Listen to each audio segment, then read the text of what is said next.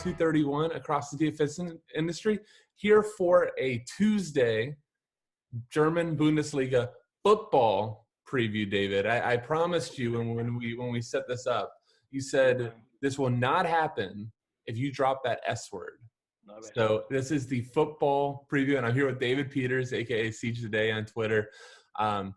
Somebody that a lot of people know and gone to for all the small soccer. You became quite the follow, David. How are you doing, my friend? I'm brilliant, really good, man, really good. Yeah, we've been degenerating some pretty strange leagues recently. Yeah. So were you enjoying all the people DMing you for the A League predicted starting lineups? A League wasn't too bad. I think there was some pretty good info went out for A League. Was K League the tipping point when you were trying to figure out which Kim was which?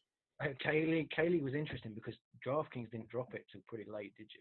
You got it late on a Friday night, and we had it over here for about a week, so we were ready for it. But yeah, that was pretty mad. I think it was about 1 o'clock in the morning our time, and we were getting some pretty strange messages about who takes set pieces for all. Well, because that's the problem too. Is like, I mean, the majority of us, like, this is how I do things. You know, I really use the sofa feeds or the score. That's pretty much like my two go-tos, and they didn't have any Opta feeds on it. So luckily there was a good couple of sites, K League United and some really good resources. But yeah, I ran into a few of those, but that's definitely dying off. But now we do have Bundesliga, which I don't think any of us can debate. You know, it's one of the, top. I would say it's top 3 league. I think you can drop like Serie A at this point behind it. Personally. Yeah, it's an argument you had for another. Okay, fine. We'll drop La Liga. I hate La Liga anyways. Any league that doesn't like to cross the ball, I'm not a fan of. No, I'm a fellow La Liga hater. So. Well, there you go. We'll just pretend that Messi guy wants to transfer to Brighton. Oh, absolutely. Yeah, that would be good. So anyhow, we're going to be breaking down. We're going to touch on the showdown slate. I'm not even going to say Der Korsa. How do I say that right? The what? How do I say the derby right? The derby. You say derby, we say derby, but I'll just call it Der Klassiker. Der Klassiker. So it's Bayern versus Dortmund for the 12 o'clock game, or 12:30, I think. And then we have a really actually fun 3-game classic slate that we'll break down. So let's jump right into, I guess, I want you to talk about, we were talking a little bit of the tactics for Bayern and Dortmund before we got on.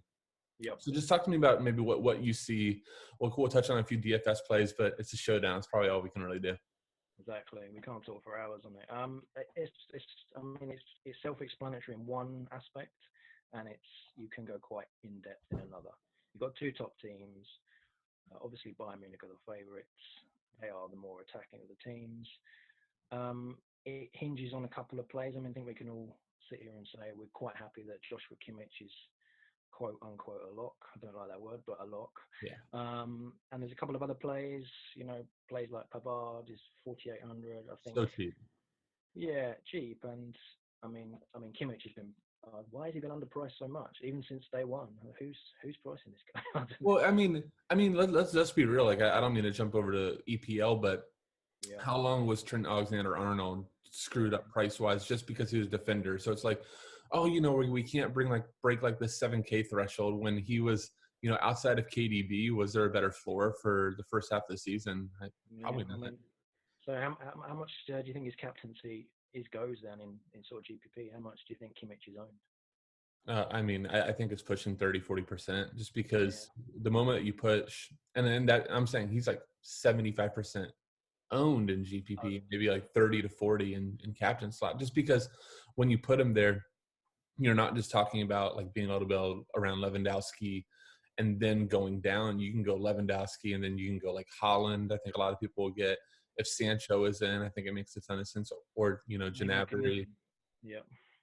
So I don't know. I think when you see that type of like dominant set taker, like, because Kimmich is taking everything. I mean, it's not like, oh God, who am I blanking on? Coutinho. When Coutinho is in, he would split, but he's got everything now. So it comes down to if you play Kimmich in a captain's role and you're thinking you're going to take the value of Pavard, how do you split your lineup? Do you go sort of 4-2 Bayern Munich? Do you go? I mean, Lewandowski. I'm just looking at the stats here. He scored 18 in 19 games versus Dortmund. Yeah, his old club, man. Just versus Dortmund against his old club. So I guess it's fading at your own risk, isn't it? Yeah, I mean, I think that those are the three that the majority of people, especially, we talk mostly about cash here because I think the reality of GPP and soccer, football. Whoa, football. You fell into it. I didn't do it. That was close. That was close. But I think the reality of GPP and football that more and more people are realizing, I hate to steal the Jordan clip, but it's kind of do whatever you want. Like there's a lot of things that work. Like, the center back that gets a brace, that at 2% is going to win a GPP, Well, we'll talk about that fish play later, but to stay on this, I think the majority of people in like an optimal / cash type of build is Kimmich cap, it's Pavard and it's Lewandowski, and then they're moving from there. Now, here would be my question for you: how do you rate or how do you distinguish Sancho versus Gnabry? Oh, it's such a hard one. Mm-hmm. I've got two caps on here. I mean, part of me thinks that Gnabry is such an explosive player that you kind of have to have him, And well, I mean, just off Tottenham, what did he put 4 past Tottenham? And I think Gnabry is the GPP player, and I think with Sancho, and I was explaining this before we were talking, I think if he starts, and we're going on the premise that he is going to start, his positional play and his potential correlation with the wing-backs and Haaland in particular make him, I mean, his price is, what's his price, 9,600? Yeah, right? 200 cheaper than Gnabry, but I mean, so you're coin flipping. It's such a coin flip. My heart says Gnabry, but my head says Sancho. Yeah. So I would. Can you play both? Can you play either of them in cash? Yeah. I mean, the builds I was falling on has it like you have to give up like a Davies, but I don't know. Fullbacks that don't cross a ton to me don't like. If you look at that Davies goal too from the weekend, it's like, oh, okay, like it's a crap goal. Yeah. Hold on, let me rephrase that. Good for him because like he followed the play up the whole way through, but two different defenders botched clearances, and then he's just sitting in the box. It's like, oh, okay. You mean I just tap it in here?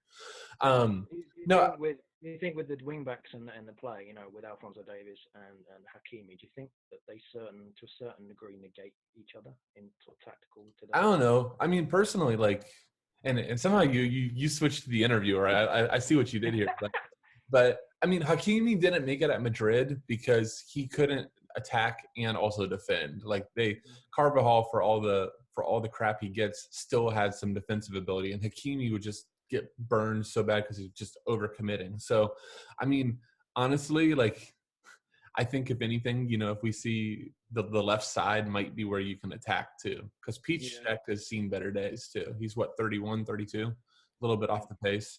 So, I don't know. To a certain degree, people are expecting this Bayern Munich onslaught now. Bayern Munich, I mean, it's who has to win. Sometimes they cancel each other out to a certain degree. Mm-hmm. I'm not expecting fireworks, from the minute, from the get-go. But I read a stat that 9 out of the last 10 games have had 2.5 goals or more between these two. So, which makes sense. We're expecting goals, aren't we? The big thing I think that's interesting is that we think of Bayern as such a dominating team, but they actually looked leaky 2 weeks ago, and I'm blanking the name on the scrub, but like Tremmel still got, I think, like 13 crosses in against them or 11 crosses. And then last week, Frankfurt looked like an absolute train wreck versus Gladbach. And then they come and they put in 2 on Bayern, and Bayern, in a 5-minute period, lets away 2 set-piece goals. So, I mean, like to say that they're just like this machine, I think is a little bit overboard too. I think the general consensus is, you're going for a higher scoring game. I'm not so sure. So then that brings up an interesting talk. Like, I think personally, I think Berkey could easily be like the ceiling play on the slate. Absolutely, yeah, it's a good shout. I mean, how many saves he puts up, it could be right. It could be high, and I can't argue with it in GPP. I like it.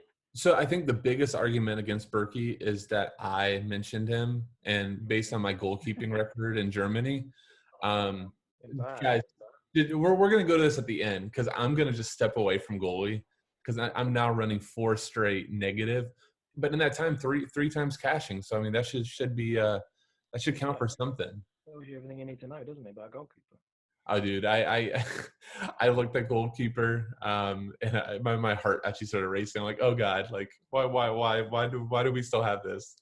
But anyhow, so one last thing just to mention, I mean, you did talk about Sancho, so I heard some people predicting him out. So personally, and we were talking about this, I think everything that they've been doing in terms of subbing him in the last 2 was just working up for fitness for this game. So I'm personally expecting him to start. Yeah, I agree. I think he got the last 20 minutes against Wolfsburg at the weekend. Him and everyone's favourite defensive midfielder, Emre Can. I think they were both brought on for a reason, I think. To give them 20 minutes, to give them that match fitness. And I think, I don't like to predict match, the lineups, but I would say that Sancho and Can start. Yeah. And I mean, let's be real. Like, as much as we hate on Dortmund floors, those wing backs not crossing as much, like Sancho does have a floor. And, he's considered probably, other than maybe Mbappe, the second best young guy in the world. Like, there's a reason for it. No, I'm biased, so I would say the first. But Yeah, he's English, man. You gotta rep your English guys. But that Mbappe guy is pretty good himself. But the way he plays at Dortmund is so crucial. I know he hasn't played the last 2 games, or he's made some, but the way he finds that spacing between the lines, and he brings the 2 wing backs into play. And at some point, Dortmund are going to have to attack. They're not going to settle for a 0-0. They're going to have to attack to a certain degree, aren't they? So I know it goes down the middle. I know it's central, but I'd love to see Sancho start.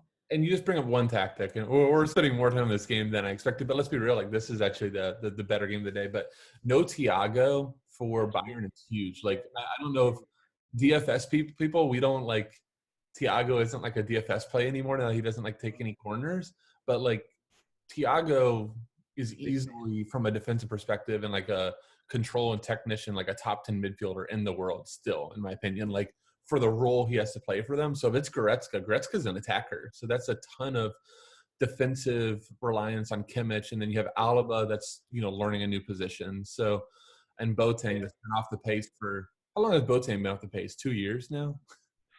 Yeah, well, you could argue his whole career, but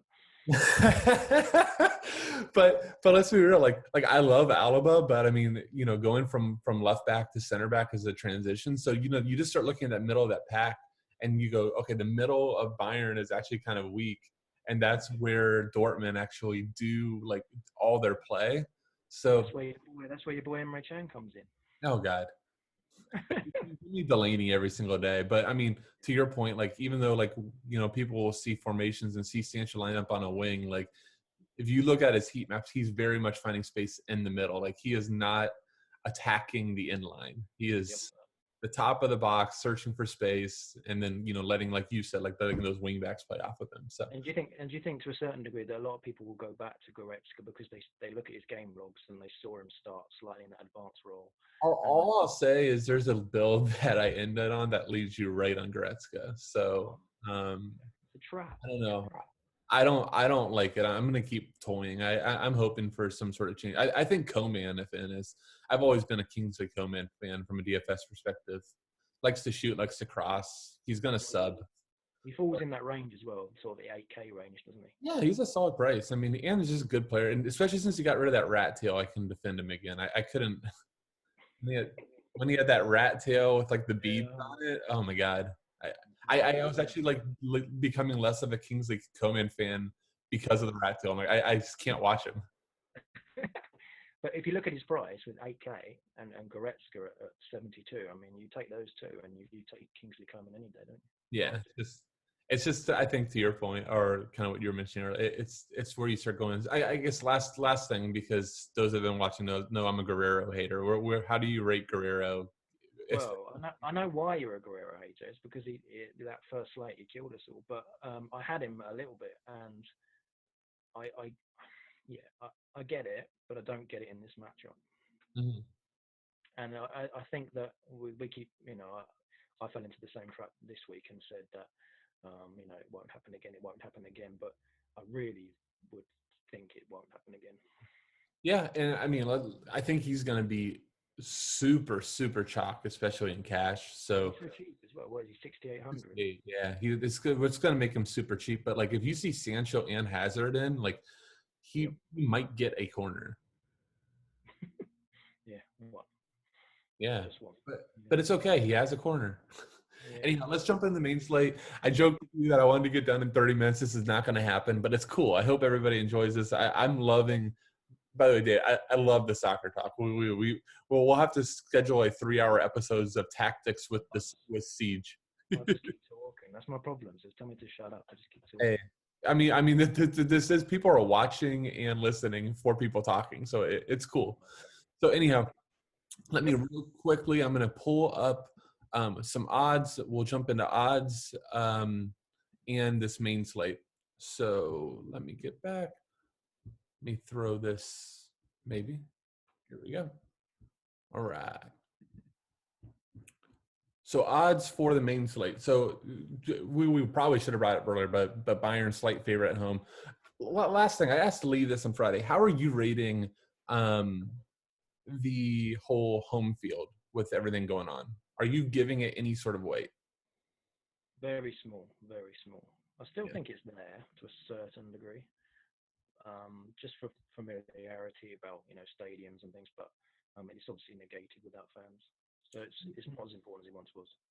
Yeah, I think there's still obviously knowing the pitch, knowing where certain things are on the pitch. Every soccer field for those of us played has a little bit like there's a bump somewhere. I mean, obviously these are a little bit different, but I think familiarity still counts. Last thing, I did see a 538. Lee would probably know this back to him, but it's 538. I think it was an expectation the first 2 weeks in the Bundesliga of like 29 points from home, and it was 14. So I think that puts credence on what we were saying there. Yeah. So let's just go quickly over the main slate. So Leverkusen is at home for whatever that's worth, minus 140 to Wolfsburg, which I think that game is going to be closer than people expect. Frankfurt minus 104, and then we have Gladbach going to Bremen, but minus 142, so it would be minus like 500 if they were home.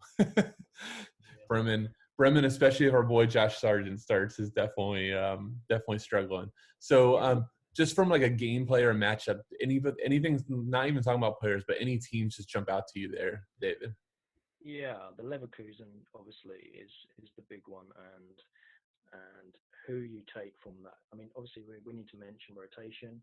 We need to mention that they played 2 to 3 days ago. We're expecting certain things to happen.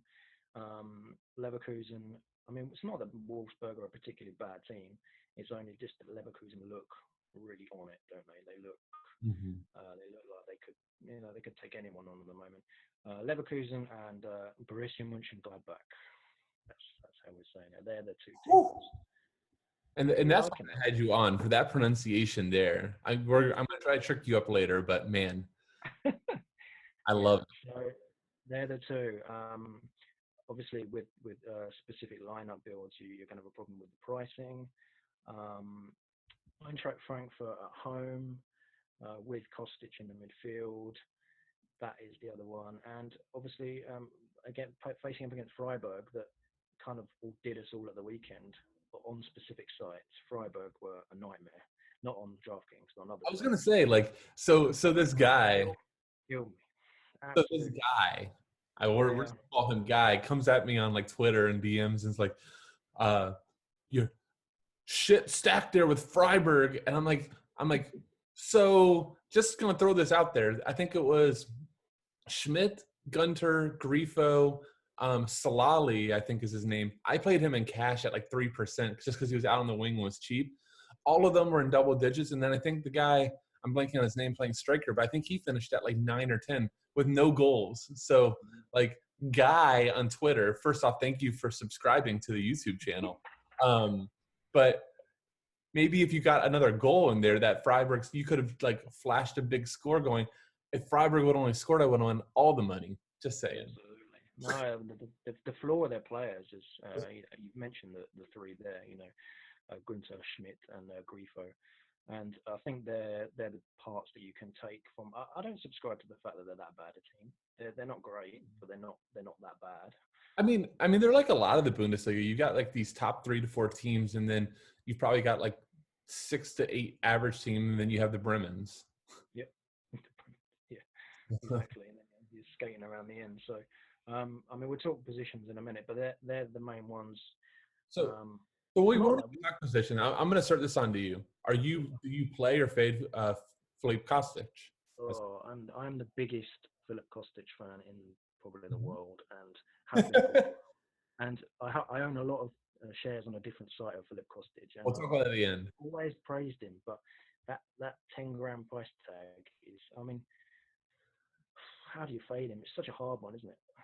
Yeah. You don't fade him in cash, do you? So I wrote this in my notes that I sent you and that I sent to subscribers on our site, that something, I don't necessarily know what caused it since they came back, just being off the pace, maybe just trying to do a different tactical style because they were struggling before the break. But he, went from really taking everything and pretty much the moment the ball got him on the left to just getting crossed in to, kind of sitting on the ball a little bit more, and like Rode splitting some sets with him last week. And then people don't remember, but Kamada, when he plays, a lot of times split sets too. I love Kamada. It's a great point. And Daichi Kamada, for those that have sort of followed him this season, he's so boom or bust. He can just explode. He's such a talented, the Japanese guy is such a talented midfielder, but then he can just put up nothing. So, I think he'll start. I think he'll start today. Kamada, I think it's going to start too. So you dodged it. So Siege, David, you're playing on optimal build. Is Kostic going in, and then are you just seeing if you can fit it? He's going in. Okay. I think he's the best player. I think it's either that decision, but I think that decision gets made easier by Leverkusen. So we look down and we see Demirbay on his own, no Amiri, no Bailey. Then I think that you just plug and go. And then, in my opinion, for price per dollar, he becomes a better play than Kostic. That's the key. That's the key thing on the slate is obviously we're expecting rotation and we're expecting them to rejig around that front three that sit behind Havertz or Liam Bailey. Demirbay is interesting in the fact that he's been really on form, hasn't he? He's been fantastic, but in this potential lineup, he could sit back, couldn't he? And you could have, Diaby and I think Diaby price per dollar is actually the most intriguing. And I think a lot of people, though, are potentially thinking that he might be the guy that gives away to Leon Bailey. I mean, look at this. If this was 2019, like in Leon Bailey season, then this would be a completely different talk. But I mean, I was talking with you. I feel, and this is just from me that look outside looking in, but I just feel that you can, like last season, like Leon Bailey was, they knew Kai was coming, but Leon Bailey was still this hot young thing that they were trying to kind of like showcase, and they were still letting a lot of the play go through him. But this year, it's just Kai's come so far, and now everything, like all the plays dictated around how can we get Kai in the best spots, and that's put Leon Bailey kind of on the back burner. You think it's Demirbay is rested? Yeah, I do. I mean, but then again, I'm the guy that thought he was going to sub out early, on that showdown slate, and look like a fish for not playing him very much. I think it's Bellarabi who's rested. Yeah, well, and Bellarabi, I mean, I think, in my opinion, is the guy of all the ones that we just mentioned is the least likely to make any sort of lineup for me because he's just what do the English call him, a luxury player? Yeah, luxury, yeah. Well, no, but I mean, he is, right? He doesn't really actually do a ton on the pitch other than, he's there, to throw in a cross and, to finish something up, but he's not like creating play. So what do you think about Amiri then? Do you think I'm a huge Amiri fan. Do you think he's overpriced? I think his price is a little bit steep, to be honest with you. 7,700. Like the only way I think he makes my lineup is if we see like no Bailey. So it's like Diaby, Bellarabi, two holding midfielders, and Amiri playing the 10, and it looks like he has like a route to all the sets. To a certain degree we've been spoiled by Amiri, haven't we? You know, there's been slates where he's been like $4,000 or something. You know? That was the Europa League. It was awesome, Yeah. and he was like $4,000 and like 11% owned. Unbelievable.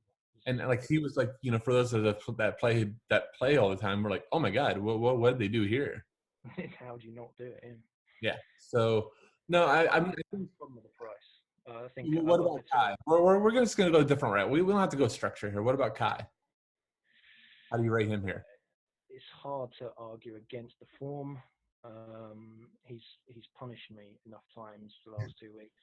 I've had ownership, but just not enough. And loads of people captained him at the weekend, didn't they? And you know, the talent is obviously there. Home field advantage, if you want to believe that. If he's playing up on his own, it kind of affects things. I could. I'm gonna bite. This is gonna bite me, but I'm gonna fade him. Okay. So 2 goals for Kai today. Yeah, put it down. Put it down. That's pretty much my MO is, but I mean, it's tough. Like, I think there's huge leverage though, in terms of if you're like going optimal or like maybe like a single entry, because Kostic is going to get so much ownership that playing Kostic and Kai together is pretty impossible. I think if Leon Bailey starts, I'm not playing him. Interesting. You think that that enough shifts outside, like with Bailey, like that's it. Okay. That's exactly it. I think it goes out wide. I think the 3 behind him. Obviously it depends on the lineup, but that's the key to this slate. Look at the team news, see where that front 3 behind whoever's playing up front, how they line up, and just look at the prices. I mean, Diaby, Amiri are in that same price range, aren't they? The sort of 7K one. Yeah, the Amiri price is awful. If they price them at like 6,200, I think it's a little more fun. So, you know, you kind of, I think that's just going to be like the big thing. And just a point I want to hit on. It's just like, we can do this preview, you know, RotoWire did an awesome preview. Our boy Lee did an awesome preview, and all this is going to be lineup dependent. So, you know, make sure like my player list for this 3-game slate that I sent our subscribers was like longer than it is for like a 6-game slate, because I'm just like trying to cover all of the different scenarios that could happen. So do you like any of the Wolfsburg guys? Because I got stung by Brecalo on the first week, and I'm a big I think it's okay. Like, I think if he wasn't forward eligible, we wouldn't really be talking about him. That's the key, isn't it? That's why I kind of like it. But I guess my problem is I think there's a lot of people, you know, the more conservative types that are very successful that, you know, may be looking at somebody like him, or maybe even like be trying to talk themselves into Rashika. Whereas, you know, I'm personally, you know, the first 2 guys that I was originally building around was Thuram and Play. And I'm like, okay, I'll just take my chances with 2 of the, you know, solid goal scorers and solid creators versus Bremen, who, you know, is the 2nd worst defense in Germany. Yeah. And if we want to switch ahead to that, those 2 up front they're going to, I mean, surely the ownership goes towards one, or I doubt people play both of them, but I mean, Thuram at 7,400. I mean, yeah, I mean, I guess the problem with him though is it's there's not necessarily like a crossing floor. So, I mean, that's, if anything, I think that's what's potentially going to keep his ownership down a bit, is people. But how many forwards are there on this slate? There's no. And that's why you're talking about Brecalo. Because otherwise you're not going to talk about Brecalo, you know, as technically the biggest dog on the slate, you know, who's in a share split with Arnold at best, you know, on a team that doesn't necessarily generate a ton of corners. But where are Wolfsburg? Wolfsburg are what? They're 6th, are they? Is that right? So here's, I mean, my you know, here's the problem. All right, we're way jumping ahead. Yeah. I might go back to Wolfsburg keeper and try to push my streak to 5. So there's your everybody. So all those out there, there's your key to stack Leverkusen, because I kind of like Wolfsburg, man. Yeah, I think Casteels has that save upside, doesn't he? Jeez, don't. So anybody not playing Dortmund has save upside. I 2 slates playing the goalie versus Dortmund and just realizing that they're just going to be clinical and score on every shot. Like, it's insane. But no, I mean, I think Marshall and Gladbach, those forwards, and, you know, we could even see Lars Stindl in there. I think his price makes him a little bit less likely to make it unless like he started over playa. But like, so just a little playa stats for everybody. So, if you actually go back to his French career in Nice, he balled out in the French league, got the transfer to Germany. It was done nothing but, just been a stud over here. From DK scoring, he has double digits in 10 to 12, 70 shots in 24 games. So Lee actually brought him up as, cash viable last week. I kind of balked at it, showed up with an assist and a couple of shots, but that shot floor, does give him like 8 floor points. Yeah, no, he does. And when you're scratching around for options at the forward spot this week, it makes a ton of sense. And I do understand it. And do you think if there's going to be rotation in that team, do you think it's him? Playa? No, I think Playa's the guy that makes the shoot. It just kind of like one of those informed strikers. The old saying is like you don't bench a guy that's just in form. You wait for him to get off the pace a little bit, and you just go, hey, you need a little bit of a rest, and then you get him back. So you team him up with Ben Sabani, yeah, and wait for his penalty. Oh my God, that's like it's the World Cup horror show back again. But can I? This is what I want to see. Like this will never happen but I want to see everybody celebrating that there's a PK, and I want to see Ben Sabani on the other side of midfield watching like Playa or like Larston. They'll come in and take it, and all the people that paid $6,100 for a PK fullback that doesn't cross. Yeah, theirs because I won't have him. I might maybe one full stack, maybe. But anyhow, so just to kind of wrap up the forward pool, I think we really hit on a lot. The last thing I want to bring up is, so depending on who starts up top, both Silva and Dost, their goal scoring odds are pretty high. Given their price. Do you think any of them are viable for an optimal / cash build? It's so difficult. I mean, you spoke earlier about Europa League, and people that play Europa League will know about Bas Dost, and they'll know that he is perfectly capable of scoring 2 or 3 goals, because also perfectly capable of doing absolutely nothing. Mm-hmm. So I think that I don't see him. I mean, Andre Silva's a different type of player, isn't he? A little more shooting from him. Yeah, a little bit more shooting. And you watch Ronaldo in training enough. The prices are just, they're tempting you in, aren't they? They're 62 and 6,300 on that team. You're going to have to, if you're going to play Kostic, you're going to have to correlate it to a certain degree. And it makes sense. I can't pull the trigger. Especially if you're playing Kostic, I understand it. I understand why you do it. I think there's better options. Yeah, and I don't think they're necessarily for Bill, but if we do see Dost back to his sporting days, this would be easy. He was ripping up that league. But has he ever showed that form, really? No, it's like the 1 year. It was the 1 year and then roll. So I think that, what's that? I think they're tempting you in with the price. And well, and the bookies are tempting you with the goal scoring odds too. Yeah. But a lot of people will go on that, won't they? So if you want to play it against them. I mean, Bastos can definitely pull Cavani, score, and still get 10 DK. So.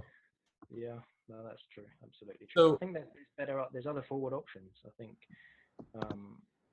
What's your opinion on Rashica? Do you think? If you see no Bittencourt, no Augustinson. No, and I don't think I think Sahin, him being on the bench is actually a joke. I don't think he's there. I think it's just a cardboard cutout of Sahin. But I mean, if all of those are gone, then potentially. But I don't know. I think Gladenbach just is good team. I don't necessarily know if I want to spend 7,000 for Rashica against them. No, I think.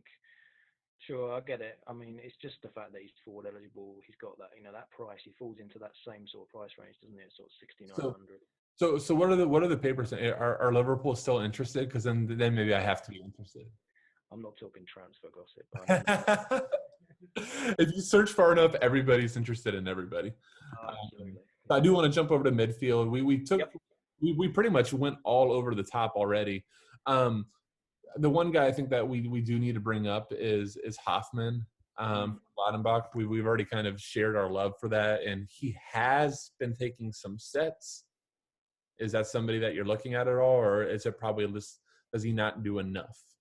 I think so. I mean, you're right. It's the share of sets that's the appeal there. I think if you're going to play one of those Gladbach forwards, I think that you should be pairing him up. Mm-hmm. He's a good price, isn't he? Was he 7,200? Yeah, for favored team that you're obviously high on, and I get it. I think. I mean, would you play Ben Sabani or Hoffman? I mean, what's the difference between the price? I know they're different positions, but I mean the PKs obviously.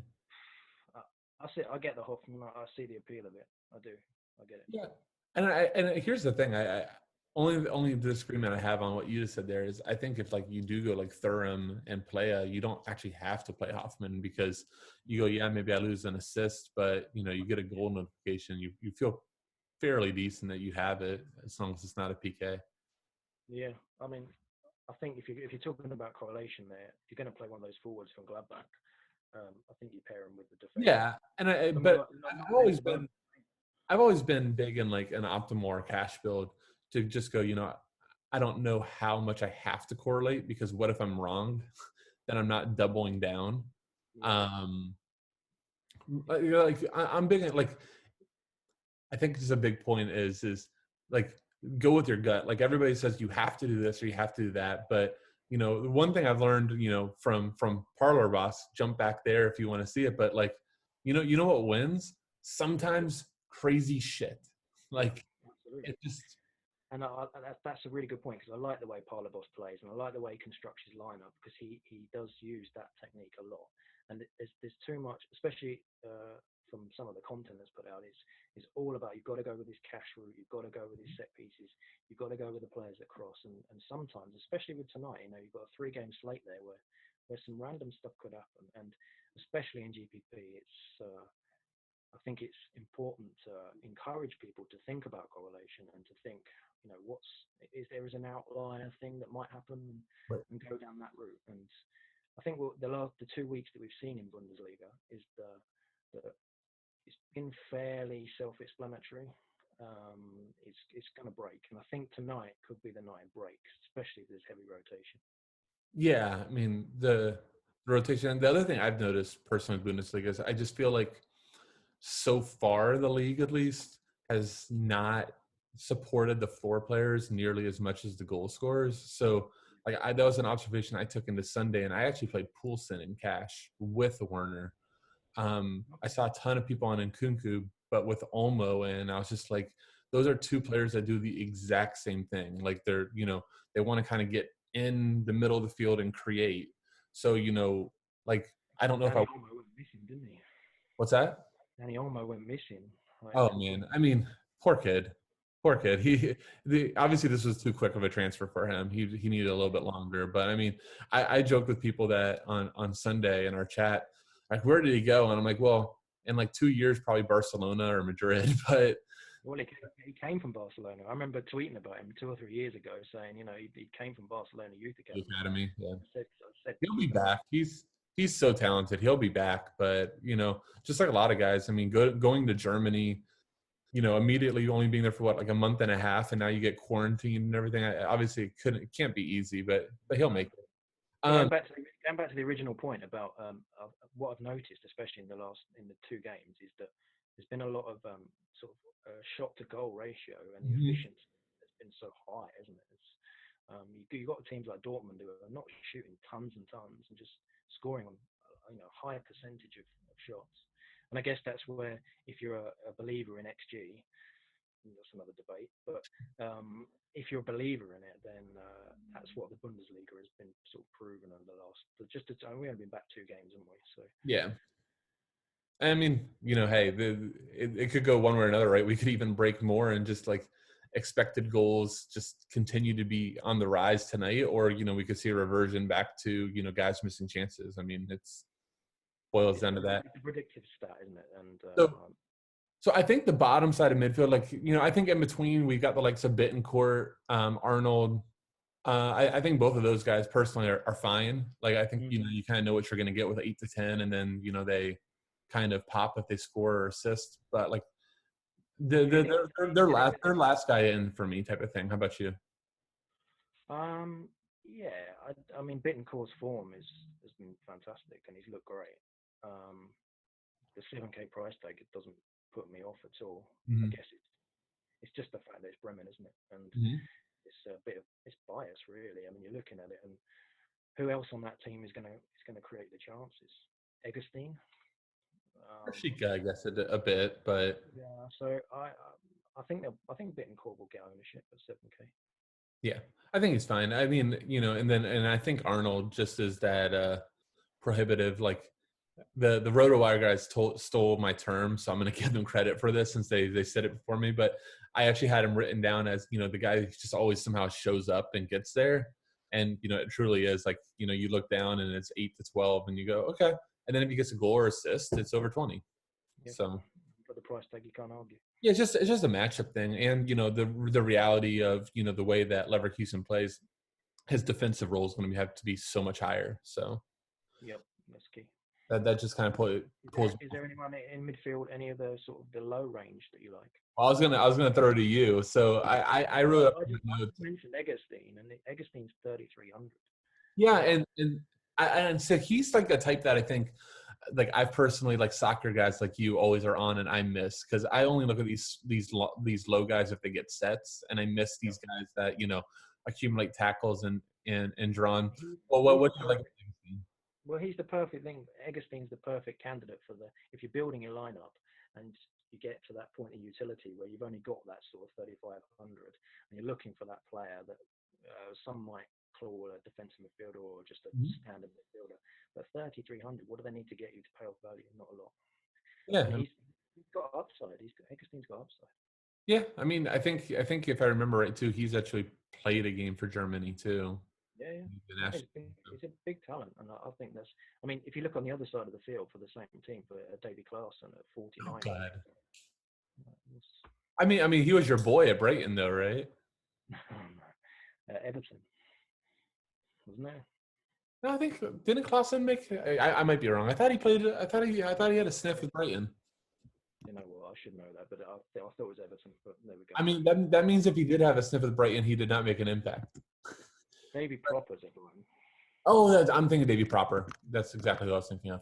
Anyhow, so just because we're getting long, I'm just going to mention a couple ones. So I think Rode is going to be overowned.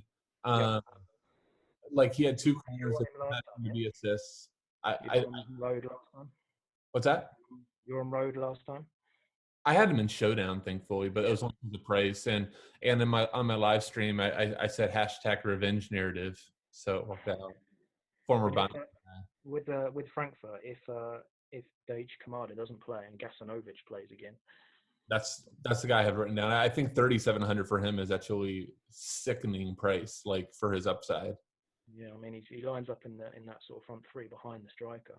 Well, and here's the thing too. Like if you actually watch Frankfurt, and I didn't get to watch the game, but just from reading reports and like how they used to play 2 strikers. Yeah, so, even if Sofa and everybody shows Kasinovic as the 10, it's still kind of like a false striker. Like he's still going to get plenty of time up in the box. So I think if you went up to 3,700, I mean, hell, like. Dost and Silva have some of the best goal scoring odds in the slate. Like Kasinovic, if he started, wouldn't be that much further behind. I think the problem with midfielders is just how many. If you're playing that Kostic, you've got another 2 spots to play. Yep. But then it's I guess opportunity cost, isn't it? That you've got to squeeze them in. Yeah, I think the last guy I want to mention that this is my dream. Like if Gator could predict like an awesome, Hoffman would sit and Bennis would jump in the 10. It has not happened since December, but Bennis is a nice young player. He would jump on sets. So for 4,200, I would get some Gladdenbach sets, and I would be in heaven. So defender, I'm only going to go over like one thing, and then I'm going to jump us to the name game, which I teased you to get on here. So Gunter, do you play? Yes, I think you can in a certain build. 6,700 is, I mean, his price has gone up, hasn't it? Mm-hmm. Most people are on him at the weekend. I get it. The floor's there, the crossing. I actually want to see where Schmidt lines up. If Schmidt lines up in the midfield, or if they play the two, they play the two wing backs. Mm-hmm. That kind of changes the dynamic a little bit. It's pricey. I can see why you wouldn't play him. There's other players. I'd rather play players like Lena, 4,500. Love that play. I mean, if Augustinsson plays, what's he, 4,800? So the Gunter thing, if you're going to pay him, you might have to punt all the way back down again with the other defender. Yeah. So I mean, so why did you jump past Hintergardner at 4,700 to go to Lehner? I mean, he's the goal scoring machine. No, absolutely not. No way. I got killed by that the weekend. I'm not going back. I'll tell you what, if Bundesliga goes on for the next however many weeks, 6 weeks, I'm not picking Hinteregger once. But I mean, he could pull like the John Stones World Cup form. What, in a 6-0 win?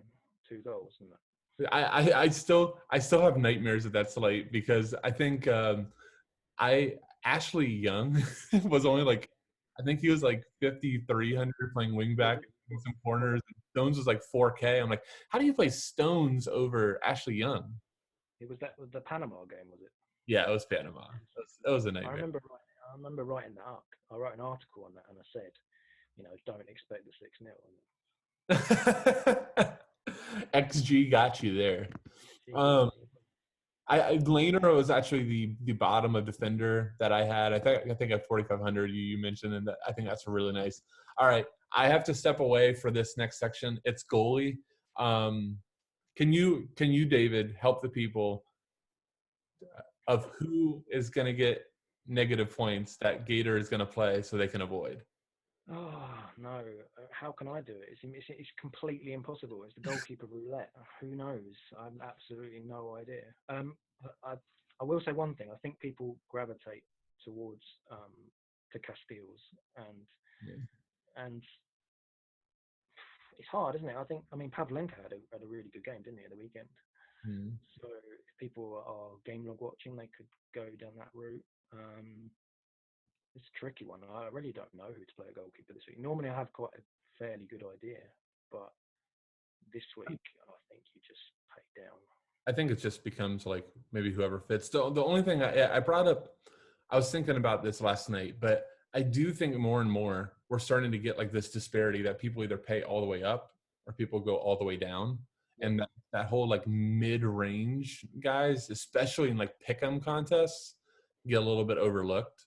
So I think in my build just today, I was looking at it and I was thinking, if you believe that Eintracht Frankfurt if you're going to take Kostic, can you take, and you're going to take one of the Freiburg defenders, can you pair up Gunter and Schwallow as the goalkeeper, hoping that Kostic has 150 shots, crosses the ball, but they don't score.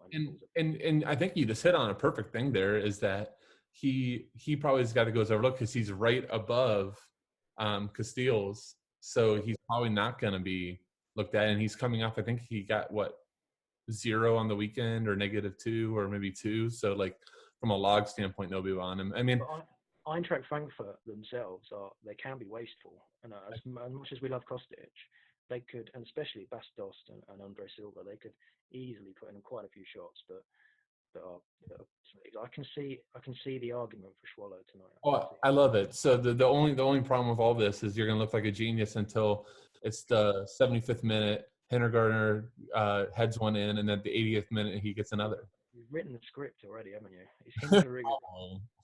Kills the clean. What pain! What pain! Anyone watching this? Hinterigger goal kills the clean sheet, and we will come back to it tomorrow.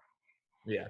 So I think that was pretty solid wrap up. We went way over, but I hope everybody enjoyed it. We're going to quickly jump into, I did get some names for you, David, if you want to pull up your messages. Yeah. I'll go ahead and just so I have less editing, I'm going to post these to the comments on the YouTube channel, and I'll throw them on Twitter too. But why don't you give us a go? So the first one I've got is a midfielder from Eartha from Norway. How do we say his name? Oh, blimey. Okay, we're going to go with Per Chilchan Skelbrett. I think that you're pretty spot on there. Yeah, Next one, defender from Augsburg from the Netherlands. You've got me on this one. I was looking at it. I'm not sure. Jeffrey Golowell. Unlike me and like people we've ever played this game with, you and you can eventually just see like us like the tongue twisting. You at least sell it at least. The next one you said you already have, and I thought I actually was going to get you on this one. So FC Köln midfielder from Germany. Okay, you go first. Oh, oh really? Oh man. So Elvis Rekbugja. I think we'll agree with the Elvis. Elvis Rekabaj. I'll go. Rekbugja. That might be wrong. It might be wrong. Well, it's pretty close. It's that CAJ. I don't even know what the hell to do with that. Next one, forward from Schalke, Morocco. We'll listen to me butcher it, and then you can do Nassim Boulajib. Yeah, no, that's good. That's pretty good. I love that one. Yeah, Nassim Boujalab, I'll say. Boujalab, yeah. That's the Morocco portion at the end. And the last one, I could not believe this was an Argentinian name, but midfielder from Eartha, Santiago Escobar. I might have missed an. Santiago Escobar. Yeah, I was gonna say there's a little bit more in the middle of that name, but it's so tough. Some of those are all Bundesliga guys. I'll tell you, Bundesliga for the most part is not that bad in pronunciation as like the Turkish league was. Oh, don't. Well, that's coming back. I don't think DK will have it though. You're not. I mean, the only reason we had it was because there's nothing else. K-League's still going. It was still there last week. God. I'm holding on to that K-League. I'm just still gripping onto it. You know what? Good news is you could win like $50 if you take down a GPP. I did at the weekend. There you go. And now you can enter. You can take that 50 and take 3 shots at 10 grand today. Yeah, exactly. Hey, this was awesome, man. I really do appreciate the time. Hopefully, we'll do this again. Good luck today, and take care of yourself. All right, buddy. It does. Cheers. All right.